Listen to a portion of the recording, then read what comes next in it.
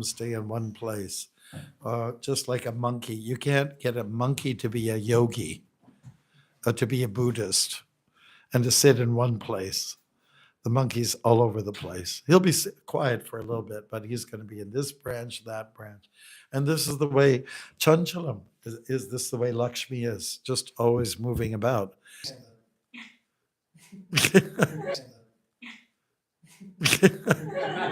I better put a microphone to it now. Get some sound effects for the next play.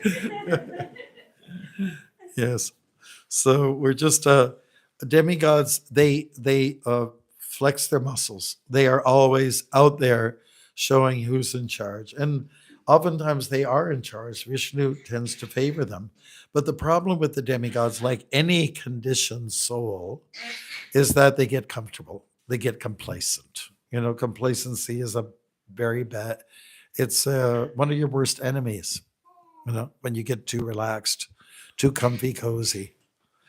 And when one gets into that position, you get lethargic. And then those who are that you oppressed, or those who are subjugated, they now rise up to power by dint of their austerity. By the way, how is it in the temple room these days with the chill being on? It's a little bit on the cool side, right? But don't worry about it. I see some of you hovering around, the radiator. And of course, I guess it's okay because it's Radha, something to do with Radharani. So you're getting close to Radha, the Rad, getting close to the Rad. And then some of you are just, just tough it out and stay away from the Rad and just take a little bit of the chill. And you're willing to take up that tapasya, that little extra, like us, let's say, position that gives you some might and gives you some strength, right? I'm not saying that some of you are weak, I'm just saying some of you are just a little frail, that's all. All right. And we need to toughen up. And one thing you're going to learn about life is that you have to take on tapasya. My observation is that people that don't invite a little bit of self-discipline, they just become weak. That's all there is to it. You can see it in your neighborhood. The people who are kind of like lax and party on the weekend a lot, they just get very weak. They're loud, but they're weak. Does that make sense? They're loud, make lots of noise, make a fuss, but they're actually weak. They're showing a sign of weakness. Strength lies more in being quiet, ferme la bouche, keep your mouth zipped and open up when it's the right time to strike. I mean, the best martial artists are those who know, and they're trained well, to strike only when you should strike. Otherwise, avoid fighting as much as possible. I have a nephew, and he's changed jobs recently, but he was working at one high school, and whenever there's a little confrontation, he gets invited there. His name's Jordan, by the way. And he gets in there. He's expert at knowing how to take two groups or two people and get them to just shush. Okay. And if there's a fight that is broken, he knows how to get in there and wedge his way in there. They call on him. That's his main job. That's a school. Can you believe it? All right. Confrontation, is just a concomitant factor of the material world. There's always fighting that goes on. And like we mentioned, the first troubled people were the demigods and the demons. They both vie for the same thing, and that is a good long life, the Amrita, the story of Mohini Murti and how she had the pot, what we call it, urn with all the ambrosial nectar that's supposed to make you live long, right? And so they're all looking for that, the fountain of youth. Has anybody ever heard about the fountain of youth? It's supposed to be found somewhere in the Caribbean or something like. Well, nobody ever found it. You're not really going to find it. In fact, Krishna makes it very clear in the material world. Abrahma bhuvana loka punar avarti norjuna mamu petya kondya punar janmat navidyate. From the highest planet to the lowest planet, all are places of misery where there is repeated birth and death. And that holds true for the ant to the elephant. Okay? That's how Prabhupada said. Ant to the elephant. There's suffering, Or from Indra to the Indragopam. The Indragopam is supposed to be like the smallest form of life, very microscopic in size and just not having much strength. So everyone is suffering, going through the same thing, regardless of where you come from. Everyone is dying. Everyone is being born. That's the other thing. We forget about that other side of things. Speaking of who was just born, and the parents are going to die out of service to the young ones. Okay, Hare Krishna. Such a lovely family. Hare Krishna. Jai. Yeah, so I think this is important to look at. There's always battles going on, and we see that sometimes it's even necessary. Has anybody ever gone to the Mohawk Village? The Mohawk Village, which is near the, you've been there before? Yeah. And near Crawford Lake. That's an amazing lake, and the BA should go there one day. But at the Mohawk Village, we learned that oftentimes people in the different tribes, and they had different clans, the bear clan, the beaver clan, the turtle clan, fish clan, all that. But they had issues with each other. And sometimes there were like these imposing takeovers, they would come and loot. And one of the reasons they would come and just attack another group, because we need more, our pool for, what would you call it? Genetic pool is too small. So we have to go and steal a boy, or we have to steal a girl and bring them, and whether you like it or not, we need you guys, and in this way they're able to keep procreating and stay alive, basically. Like, they need each other. We need each other. And in one sense, the devatas need the demons, and the demons need the devatas, just to keep on their toes, Because let's say if you're too lax and there's no one there to, let's say, to shake you up a little bit. Like Canadians are upset about Trump, but, he's a shaker. And now Canadians are quite united. And then the stores, okay, Canadian owned, and now people are making, like, it's kind of united. It's done a good thing, so you need that to, even in our democratic system, which Prabhupada actually appreciated democracy, and Bhaktisiddhanta, his predecessor, he even wanted ISKCON to be run in a democratic way, and with a strong GBC body and like an executive group strong, And the reason why it is because you have the right wing and the left wingers.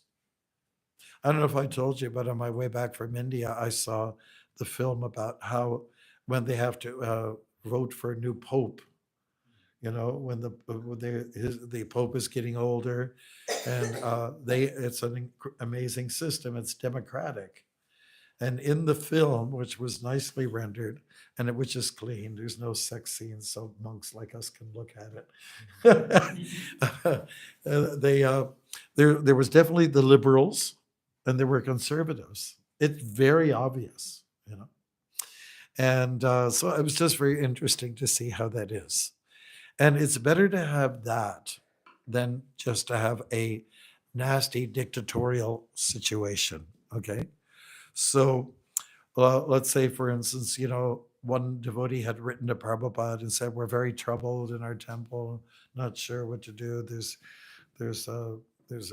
people have differing opinions. And Prabhupada wrote back a letter. It's a famous letter. I think it was to Atreya Rishi, whom Prabhupada considered to be a good man with money, managing money. He said, there are the left-wing gopis and there are the right-wing gopis.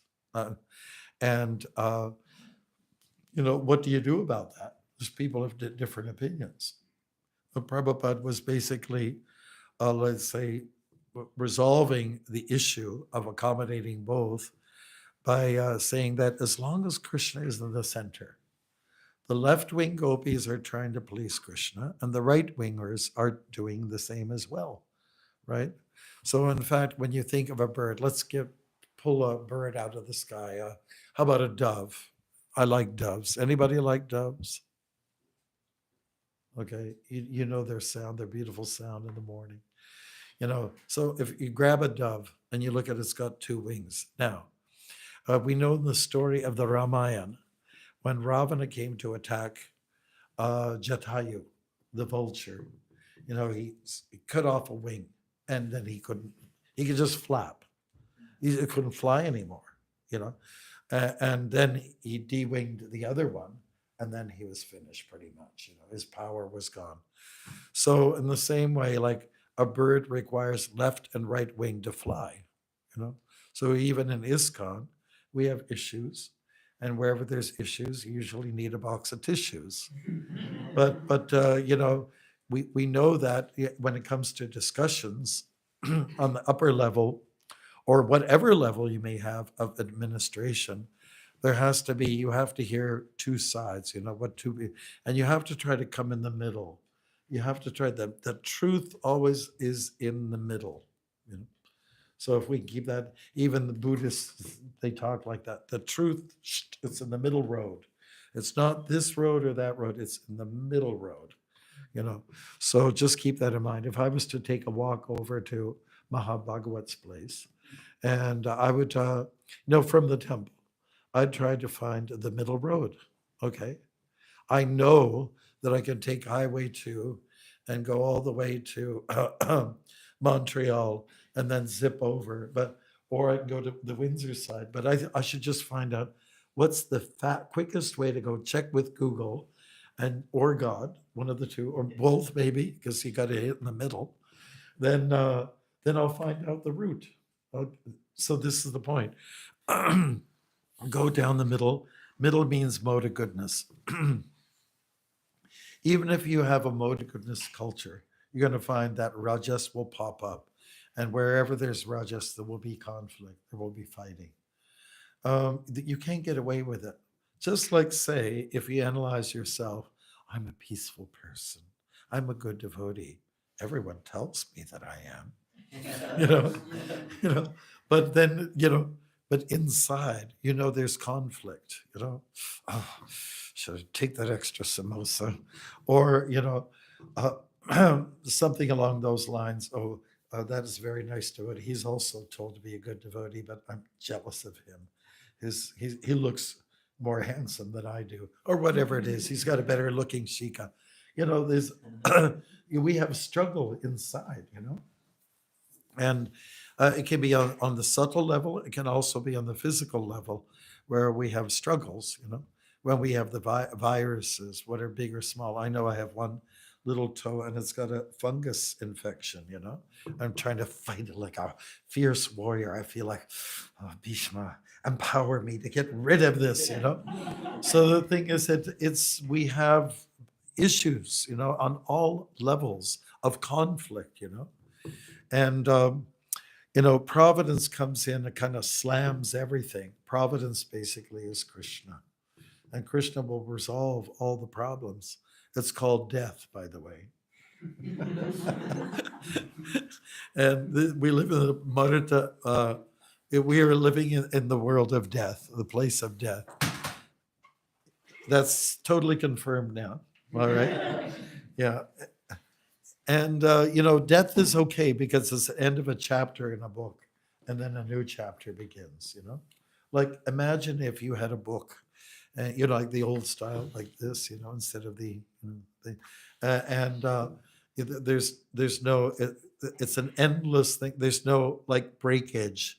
There's no like chapter titles where you can, capture themes. Themes are really important, And even Prabhupada would bring out themes, from a verse from the Bhagavatam, say, for instance, he would actually say in the purport, there is, this verse is significant. And then he'd say, that verse is significant. And then, he would use that as a theme on which to speak on. So themes are important. Just like, say, our team that's been working on the Rath Yatra, we always felt there should be a theme every year, instead of the same old, same old. Those chariots again, that same song again. Maybe we can highlight, it could be the year of the lion, and then have a big float. We were in that, doing that. We had a lion float. And then one year he had a peacock. So people thrive on themes. And you will notice this too in life itself.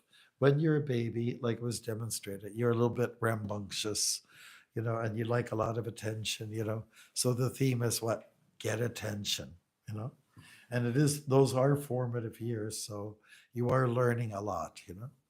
Then you've got, you enter into, say, something called puberty a little bit later on. And that's a whole other theme. Hare Krishna. Well, whirlwind. What's going on here? Part of the growing pains of life. And then once you got your feet on the ground a little bit and gain more experience, because it is the best time to get your education in, because you can retain it better. If you ask an old person, can you recite this? Can you memorize this verse? Somebody like 80 years old. you know, it's almost impossible. But so it's the time to absorb, the years of being like a sponge. These are all themes that go along. Then finally, you get into a position where you're at the prime of your life. You got physical strength, you've got sharpness, you've got some experience, or you're gaining some. And this is where you start to build your empire. You get your company together, and then you get a house in the suburbs. And then after a while, you get another house, but it's not in the burbs at all. It's in Muskoka, right? And you get a yacht, and you just build up your empire. And these are very much the productive years, the years of passion. And so there's a theme there, a theme of productivity. Okay. Then one day you're lifting something. Oh, oh, oh, oh, oh, oh, oh. You're 40, only 40. And then slowly it creeps up on you. It's a new theme, starting to break down, the breakdown period. And it's another theme that you have to live by and accept. So you have to be careful about how you lift from here on, right? And it goes on. And then maybe a visit to the doctor a little bit more frequently than before, and to the hospital, surgery on this part or that part. It's like repairing and then despairing after. That's the next theme. There's you can't get out of the repair. It doesn't work anymore. After a while, you just have to say it goes. So then the last theme is meditating, resolving, praying, letting go, surrender. That's a natural theme for a human being. For a human being, the area where I come from, which is in southwestern Ontario, and it's a lovely place. Very low lying. Everything was swamp, and the Europeans came and they drained it and made it fertile, so you could grow sweet corn and all kinds of other wonderful things. Yeah, so there'll be these creeks and lakes and swamps, and you have these carps. They're like this big. They're really gross. They are really gross, and they stink. Do I have any? Is anybody here who will, let's say, agree with me that fish stink? Yeah, right. Thank you. Okay, in general, yeah. So, anyways, what they do is they're in the water, a larger body of water in a swamp, and then they come to a creek, and then the creek gets finer, smaller, more and more narrow, and then they get to a little bit of the land. They can feel the land, and they go and they just keel over and die, and that's it. And then some bird might come and you know what. So it's like there's some whales. There's a lot of fish who do that.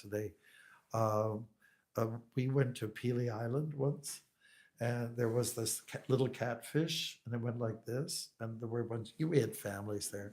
One of the children was there. The catfish went under the legs of this little boy, and then the catfish was trying to get to the sand, to the beach, and yet the water kept pushing him in, and then finally he kept pushing to the end, to the beach, and then just lied down and died. That's it. There was no mantras. Of course, devotees should have chanted for him. Maybe we did. I can't remember that part of it. But for those outside of the human species, they don't have much of a time for contemplation and deliberation, on the level of being peaceful and surrendering. It's not part of their life. But that definitely is a big theme in Prabhupada's speeches. Everyone says lectures, but it's a weird term for me, lectures. That's what they do in the university.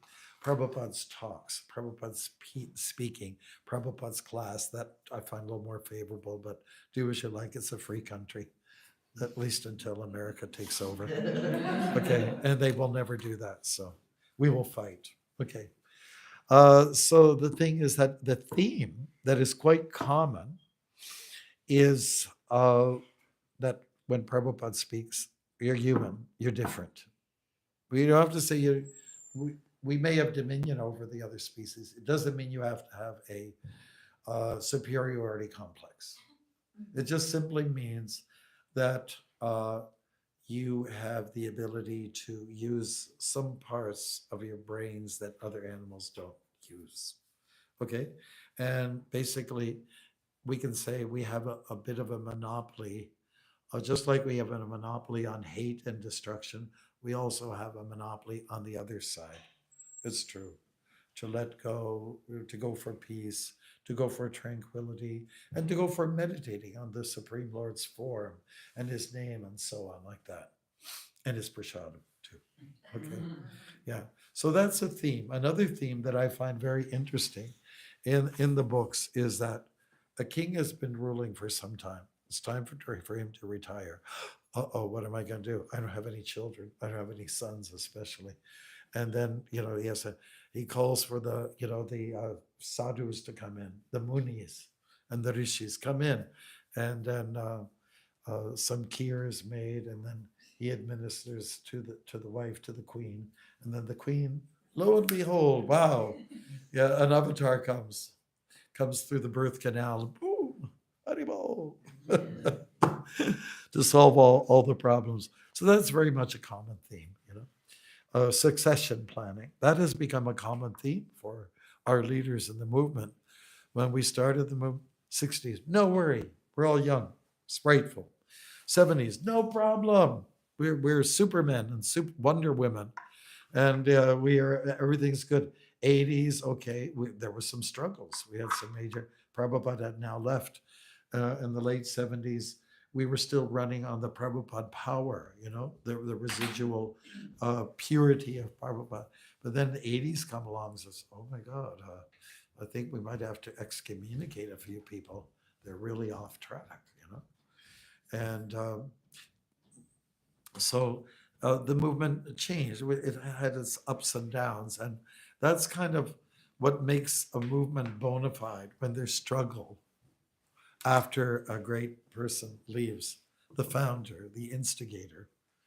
It's almost like qualifies you.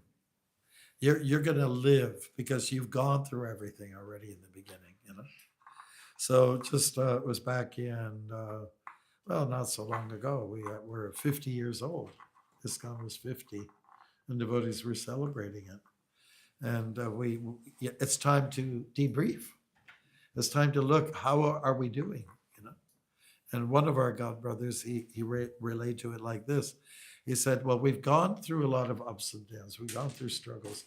So I think we're going to be okay. We have schools. We have children. And now I'm happy to say that we have young people who are really into it. Hare Krishna. We have people who are into the kirtan. They live for kirtan. I know some young boys in our community says, listen, if it wasn't for me playing kirtan, I would be lost. If I didn't learn the mridanga. Even one boy came yesterday. What's his name? Anish. Does anybody know Anish? He's kind of a cool guy, but a little bit lost. Is he a relative? Sorry. Oh, you're a student. Okay. Yeah, he's wonderful. He's quite wonderful. He comes from a solid background, but he did get a little messed up here and there in the due course. But he's swinging back up, and he's doing good. And now he's playing mridanga, and that's what's keeping him in. So I just want to say, we're renting churches now, Peterborough, uh, Stratford, Kitchener, Barrie, Mississauga, Durham, where I was just yesterday. And all right. And when you talk to some of the people, I remember when we started in Milton, and they were surprised how many families we have, how many kids we have, and we don't have that many kids. For years, it's 2 children you have. It's a good start, right? Yeah, and so our Christian friends, and they are our friends. They're amazed that we have so many people coming, and we like with young families and elders too. Like everybody's important, isn't it? When you got somebody like Rob, look at that bright kid. Look at him. Oh, shiny. And and you have the seniors, and they're also involved in whatever they can do. So this is important that because when Prabhupada was with us, he was our grandfather. By age, he was our grandfather, not our father. He was our grandfather, and there was no father. You understand what I'm saying? In terms of age range, and there was us. We were 18 to 25, the people who joined in the beginning, and then there was Prabhupada in the 70s, right? There's no generation in between, and so the younger ones had to fill in that gap. It took 20, 30 years to get in there, but we got in there, and everyone's bearing children. So now we're on our 4th gen. We are for 4th generation for some of us. So that's a good sign. We're going to stick around for a while. Nobody's going to squelch us. So, anyways, just to wrap it up, because I've been going on a little bit too long, and Karna Cinder's been hiding the clock for me, so I couldn't keep my eye. Yeah. The story of Bali, this fight that goes on. Bali's very wise, said, don't do this. Don't be aggressive. Our time will come. Our time will come. By providence. It's going to happen. It's just going to happen. Whatever is up will come down.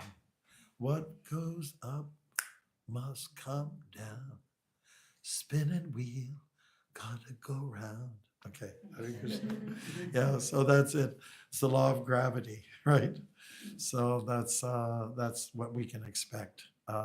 We'll not always be on the top.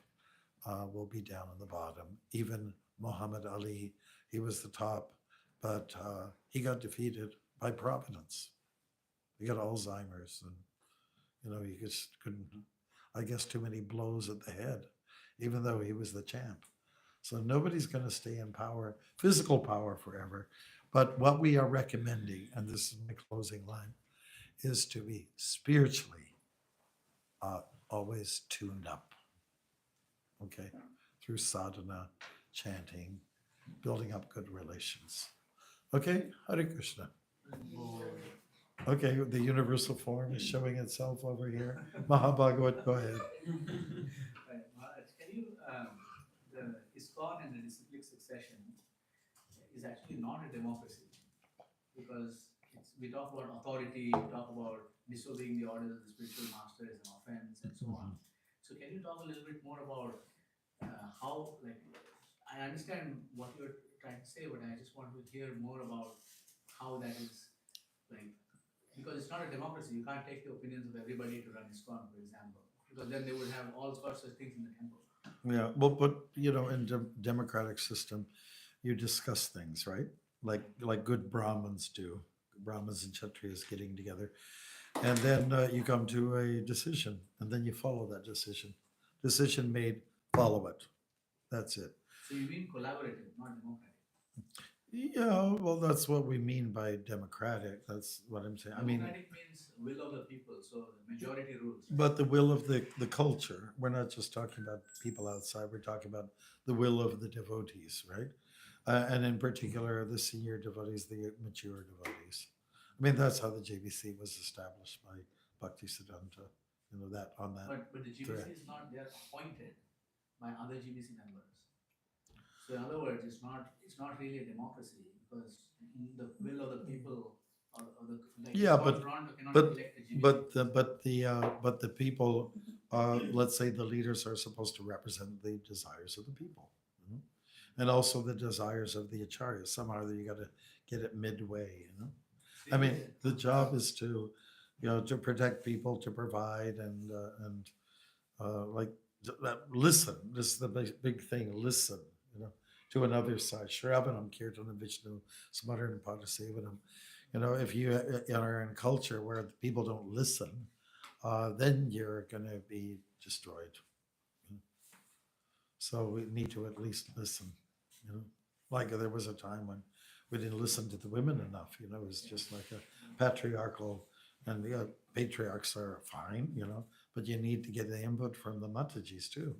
Or let's say if ISKCON swings too much the other way, and it becomes like a women's lib thing, that's going to destroy another.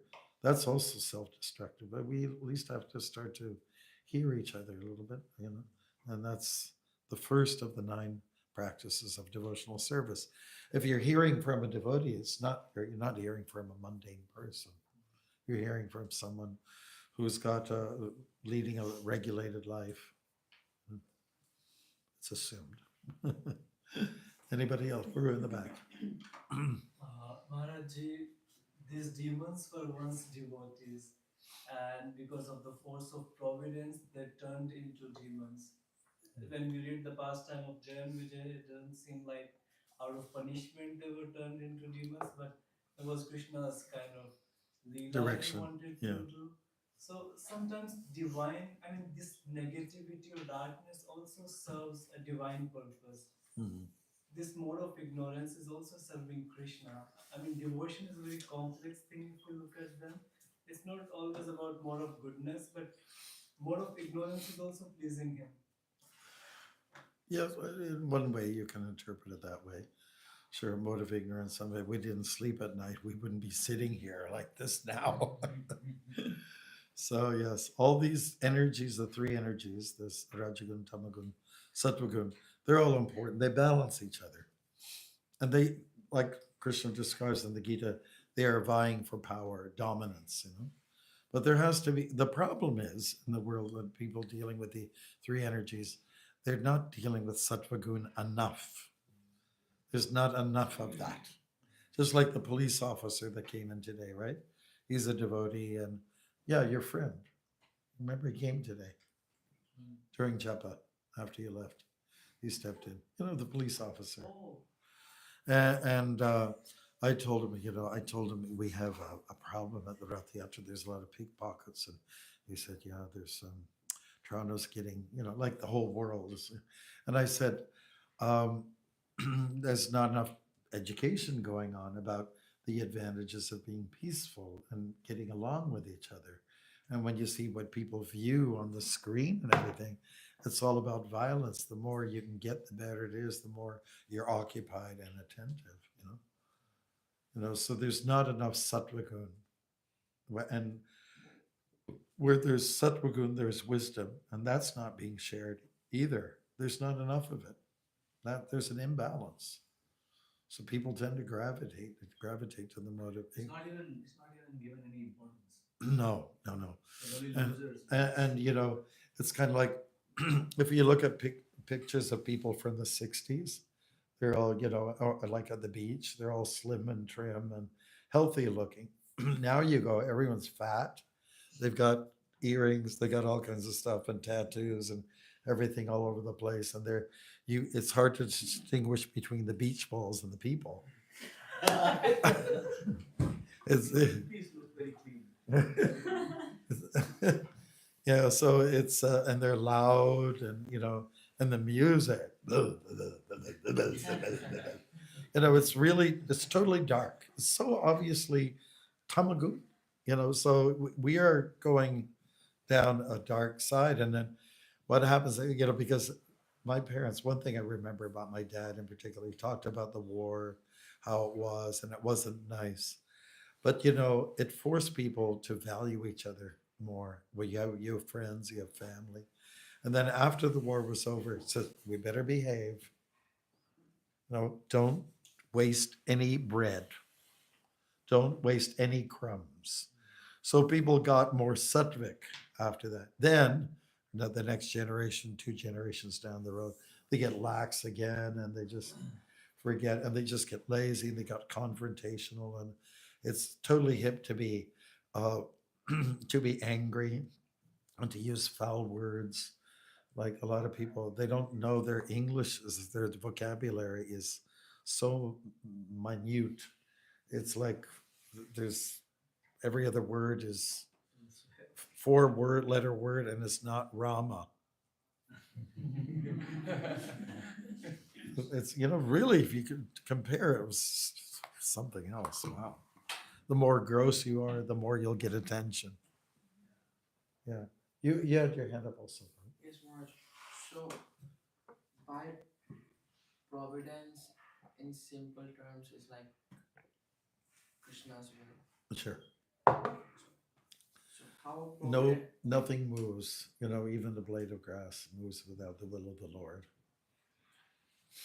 So, how providence plays role in our day-to-day lives, or Well, Krishna's in charge. He's time, right? He says he's time. Three times in the Bhagavad Gita, he says, I am time. Maybe more, but I know.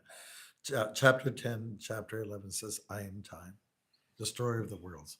Of subduers, I am time. In other words, of healers, I'm time. He also says, I am time, which is inexhaustible. It just keeps going. So we should see providence. We should see time. When we look at the clock, which Karna Sindhu is protecting for us, so that is Krishna. That's Krishna, and I have to be on time. Right. Is that okay? and so whatever Whatever bad happens. things happen, Yeah. even in like minute quantity, it's Krishna's will. Well, Krishna's in charge. Let's put it that way. Mhm. But let's keep one thing in mind. He is giving us a free will. He's giving us freedom to choose, pick and choose how we're going to respond, how we're going to react to things. It's your choice. It's your move. So you better join the movement, the Hare Krishna movement, because Krishna's moved like a game of chess, and now it's your move. Is that okay? So Krishna's in charge. Yeah. He gave us free will. So when we have desires which does not go along with the principles of Krishna, Right. Then we're Maya. then Maya. Yeah, simple as that. Like Bhakti Siddhanta was saying, that bhakti means to just cooperate with Krishna. If you want to put it in simple terms, bhakti means to cooperate with the Supreme Personality of Godhead, SPG. Wouldn't you say? There's, just to put it in real simplicity terms. Okay, anybody else? Some quickies? Because it's really time to